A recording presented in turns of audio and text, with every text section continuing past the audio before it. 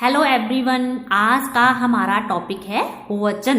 तो आज मैं आपको वचन संबंधी जानकारी यहाँ दूंगी कि वचन क्या होता है, ये कितने प्रकार के होते हैं और कौन से ऐसे शब्द हैं जो हमेशा एक वचन में बने रहते हैं और कौन से ऐसे शब्द हैं जो हमेशा बहुवचन में बने रहते हैं। तो सबसे पहले बात करते हैं वचन की। वचन क्या होता है?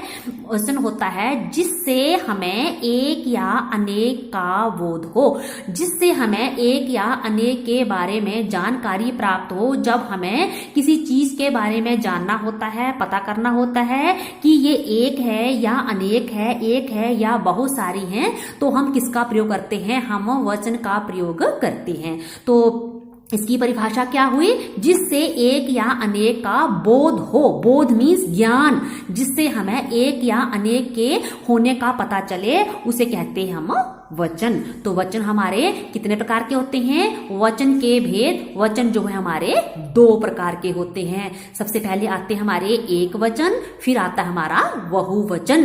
एक वचन जैसे मैं एक चीज बोलूंगी, मैं बोलूंगी पतंग, मैंने बोला पतंग, तो पतंग बोलने से हमें एक चीज का बोध हो रहा है, एक चीज के बारे में पता चल रहा है। लेकिन जैसे ही मैं बोल रही हूं पतंगे, मैंने बोला पतंगे, पतंग से पतंगे, तो पतंगे बोलने से क्या हुआ? हमें बहुत सारी पतंगों के बारे में पता चला। पतंग बोलने से एक और पतंगे बोलने से बहुत सारी। तो ये है वचन।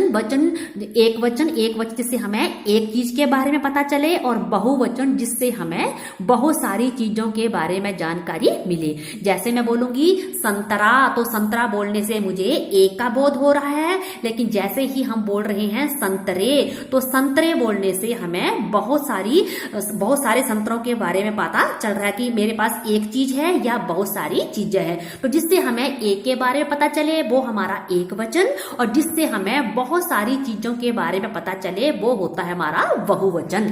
अब बात करते हैं कि हमारे पास बहुत सारे शब्द ऐसे हैं जो सदैव जो है एक वचन में बने रहते हैं, और कुछ शब्द हमारे पास ऐसे हैं जो केवल बहुवचन में बने रहते हैं। तो पहले बात करते हैं जो शब्द जो है हमारे सदैव जो है हमेशा जिनका रूप एक वचन ही रहता है, जिनको हम बहुवचन में नहीं बदल सकते, वो हमारे पास है। सबसे पहले जैसे आकाश, जनता, वर्षा, पानी, छाया, हवा, क्रोध, आग, प्रजा, सत्य। ये शब्द जो है हमारे सदैव एक वचन में ही इनका प्रयोग होता है। जैसे मान लो फॉर एग्जाम्पल आप बोलोगे कि आकाश जैसे मैंने बोला ना एक वचन में रहता है, तो आकाश में बादल छाए हैं, आकाश में बादल छाए हैं। इसको आप बहुवचन में बदलना है तो भी ये आपका ऐसे ही रहेगा, आकाश में बादल छाए हैं। इसका हम आकाशों, आकाशे, आकाशा ऐसा कुछ भी नहीं कर सकते। आकाश हमारा सदैव जो है एक वचन ही बना रहता है। अगर हम आकाश बोलते हैं तो आकाश बोलने से हमें एक वचन का भी बोध होता है, साथ में हमें बहुवचन का भी बोध हो जाता है। आकाश अपने में क्या है? एक संपूर्ण है, ये अपने में एक वचन भी है और अपने में ये बहुवचन भी है। ठीक उसी प्रकार जनता भी ऐसे ही शब्द है। वर्षा, बाहर वर्षा हो रही है, तो आप बाहर वर्षा हो रही है ऐसे ही बोलेंगे। ये कभी नहीं बोलेंगे कि वर्षाएं हो रही हैं, वर्षों हो रही है। ठीक है, तो वर्षा जो है, वर्षा भी हमेशा एक वचन ही बना रहता है, और एक वचन बोलने से ही हमें क्या होता है? इसका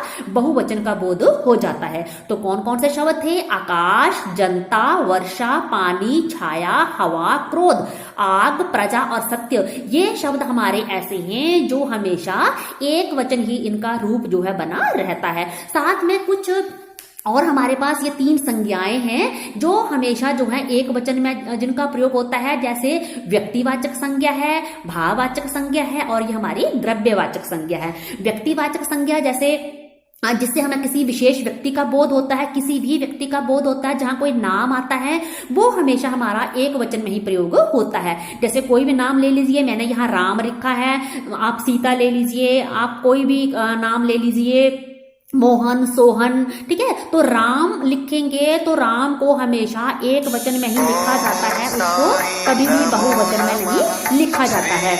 तो साथ में जब आती है हमारी ये भाववाचक संज्ञा, तो भाववाचक संज्ञा क्या होती है, जिससे हमें किसी भाव के बारे में जानकारी मिलती है।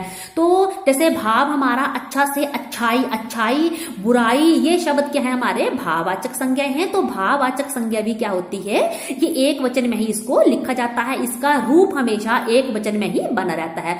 अब बात करते हैं द्रव्यवाचक संज्ञा की। तो द्रव्यवाचक संज्ञा क्या होती है, जिससे हमें तेलीय पदार्थों के बारे में जानकारी प्राप्त होती है, अर्थात जो हमारी लिक्विड चीजें होती हैं, जैसे और साथ में हमारे जो ठोस द्रव होते हैं वो किसमें आती हैं, द्रव्यवाचक संज्ञा में आते हैं। जैसे हमारा पानी है, जैसे हमारा तेल है, जैसे हमारा घी है। तो अगर हम पानी लिखेंगे तो पानी को हम हमेशा एक वचन में ही लिखते हैं, पानी का रूप हमेशा एक वचन ही रहता है, पानी को हम पानी ही लिखते हैं, तेल को हम तेल ही लिखते हैं, पानी को कभी भी हम पानिया, पानो ऐसे नहीं लिखते, तेल को भी तेलो, तेले, ऐसे कोई शब्द नहीं बनते हमारे। पानी शब्द हमेशा पानी ही बना रहता है और तेल शब्द भी हमेशा तेल ही बना रहता है। इसलिए ये जो हमारी तीन संज्ञाएं हैं, ये आपने हमेशा याद रखना है कि इन तीनों के अंतर्गत जो भी शब्द आते हैं वो क्या होता है, हमेशा एक वचन में ही बने रहते हैं। कौन कौन से, व्यक्तिवाचक संज्ञा, भाववाचक संज्ञा और हमारी ये द्रव्यवाचक संज्ञा। ठीक है, अब बात करते हैं बहुवचन की। तो बहुवचन में भी कुछ शब्द ऐसे हैं जो हमेशा जो है इनका रूप एक ही बना रहता है, जिनका रूप जो है नहीं बदलता है। जैसे हमारे पास शब्द है प्राण, हस्ताक्षर, बाल, दर्शन, दाम, आंसू, समाचार और ये होश। ये शब्द ऐसे हैं जो हमेशा बहुवचन में ही बने रहते हैं, उनका रूप जो है एक वचन और बहुवचन दोनों में समान रूप से बना रहता है। जैसे हम कोई भी पंक्ति ले लीजिए, प्राण को यूज कीजिए, हम बोलेंगे कि उसके प्राण निकल गए, उसके प्राण निकल गए। तो देखो, उसके प्राण निकल गए, प्राण बोला, प्राण बहुवचन शब्द है, प्राण बोलने से ही हमें पूरी पंक्ति का क्लियर हो रहा है। हम उसके प्राणों निकल गए, उसके प्राणे निकल गए, ऐसे शब्द हम वहां नहीं यूज करेंगे। जैसे अगली है, उसके होश उड़ गए, आज के समाचार। तो आज के समाचार ही आप बोलोगे, आज के समाचारों, समाचारे, ऐसा शब्द है यूज नहीं करते हैं। समाचार बोलने से ही हमें क्या हो रहा है, हमें बहुत का बोध हो रहा है, समाचार बोलने से ही हमें सारी बात क्लियर जो है हो रही है।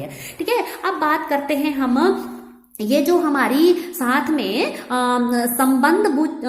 संबंध सूचक संज्ञाएं हैं, जो दोनों वचनों में क्या है, समान रूप में ही बनी रहती हैं। कौन कौन सी, जो संबंध सूचक संज्ञाएं होती हैं, जिनको हम क्या करते हैं, किसी को संबोधित करने के लिए प्रयोग करते हैं। जैसे हमारा है ये नाना है, मामा है, दादा है, काका है, चाचा है, पापा है। हम नाना बोलेंगे तो नाना बोलने से ही हमारी बात क्लियर हो रही है। हम नाना को कभी भी नानो, नाने ऐसे शब्द यूज नहीं करते हैं। नाना जो है एक वचन में भी बहुवचन में ही समान रूप से बना रहता है। ठीक उसी प्रकार हमारा ये मामा शब्द है, तो हम मामा बोलेंगे तो मामा को मामा ही बोलेंगे, मामो, मामे, मामा ऐसा शब्द जो है वो नहीं होता है। ठीक है, मामा का हमेशा जो है एक वचन और बहुवचन एक ही रूप बना रहता है।